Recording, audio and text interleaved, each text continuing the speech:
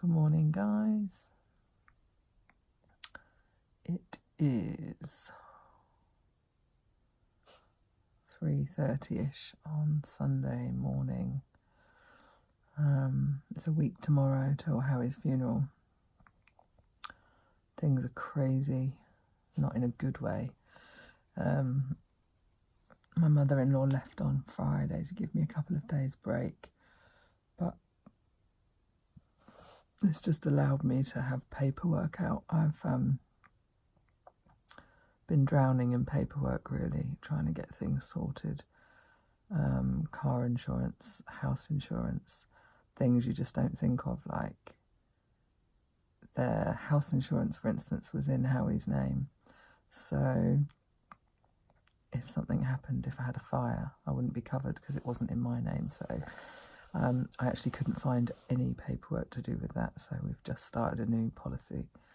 And the car insurance, hadn't even thought I wasn't insured, but I am now. So it's all slowly but surely. I'm definitely reaching out for help from my family. Max has done a lot of looking at quotes and stuff online. Mason's just been sat here. He's going through the list for probate. But this is really weird, the probate stuff. We need to gather everything that Howie owned to get an exact financial statement of his estate, and it even mentions in there to, let's say, what his clothes are worth. I was like, what, seriously? I'm not quite sure in how much detail they need when the clothes aren't going to probate, or anything he owned, I mean, like his watch or yes, it's a really, really weird time, but I'm grateful again to have my son by my side every step of the way, and my daughter, and they are really helping to pull me through because I am so out of my depth with it. Paperwork never was my thing. It was always Howie's thing, and he would do the research, do it all, sign on the dotted line and just say, this is what it is, Jan, blah, blah, blah. It makes me feel pretty lazy, to be honest. And yes, all these years, I never took much notice in anything. I just allowed him to get on with it. And yeah, it's a lesson for future reference, I guess, that I shouldn't have done that, because now that's how I feel. I'm drowning in information. Yeah, I've been luckier than I ever realised, and I think that happens so often too, doesn't it? That, you know, the amount of people. I saw Liz yesterday from our community, Lizzie B RMY. Really, really nice to see her, although I know it's hard for someone to come and sit with you when you are in a dark place, and I was yesterday morning. I was in and out of a terrible time, because you don't know how you're going to feel at any given moment, to be honest.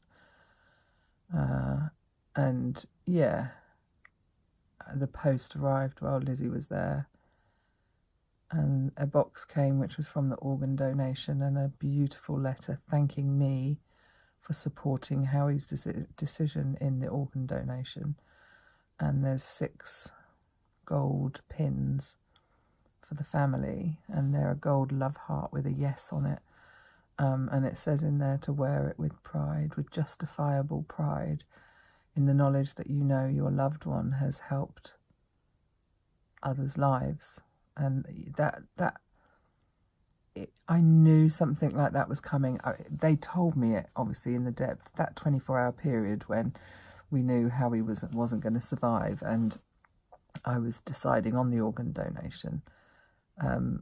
It is a real blur.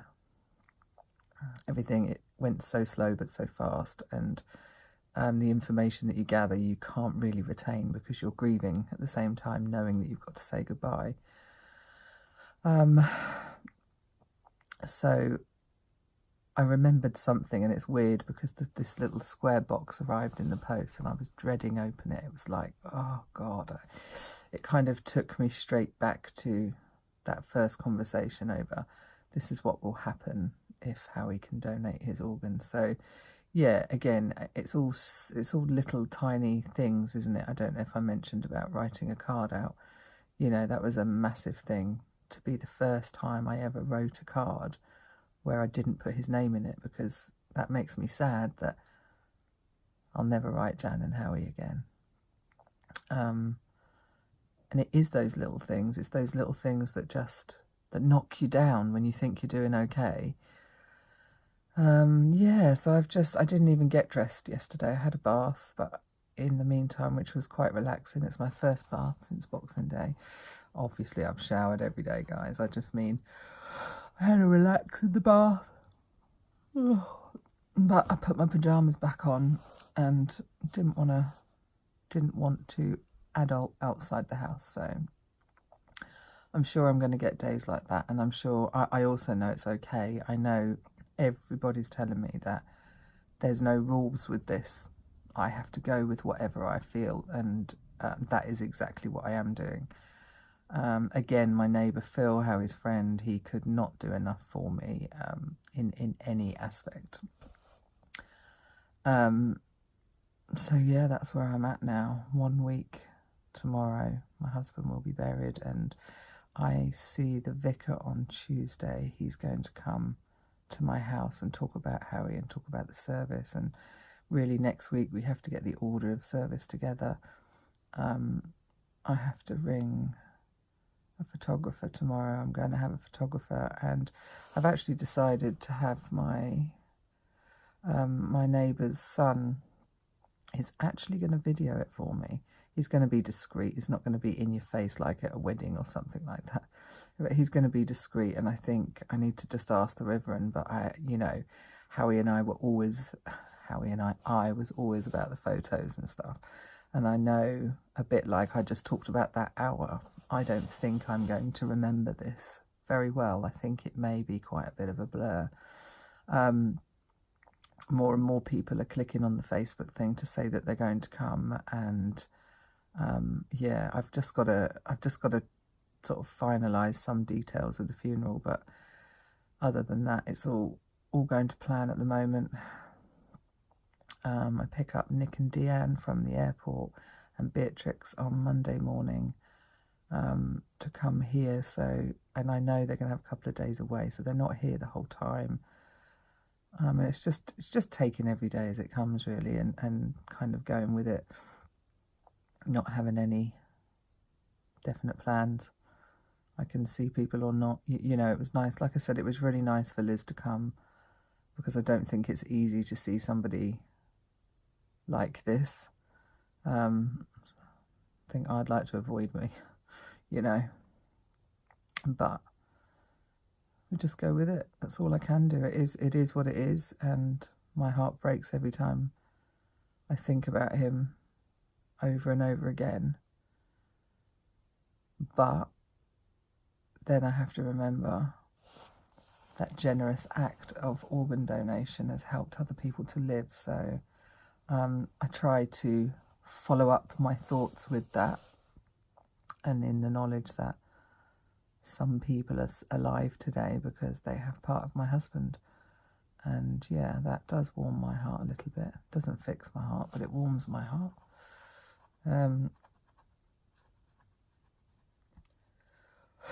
Weight-wise, it's so funny, because I'm probably my lowest, but not massively. I'm 76 kgs.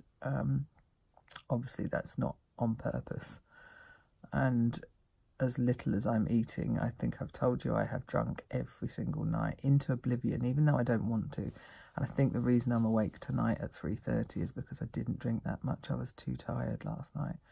I was falling asleep by about 9:30. I managed to stay awake till 10:30.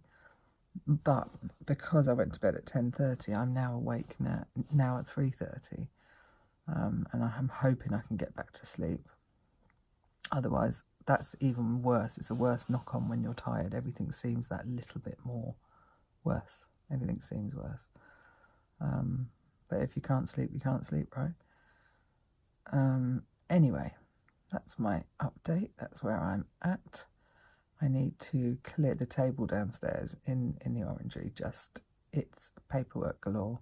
I can't organise it. I don't know how to. I'm just relying on Mason for that. But today, because my mother-in-law will be back, and then Nick and that arriving tomorrow, I need that to come up out of the way. Phil, bless him, my neighbour's going to lend me a pasting table to put in my bedroom so that I can have all the paperwork on there. I was going to put it on the floor, but I thought, what if the cat is sick?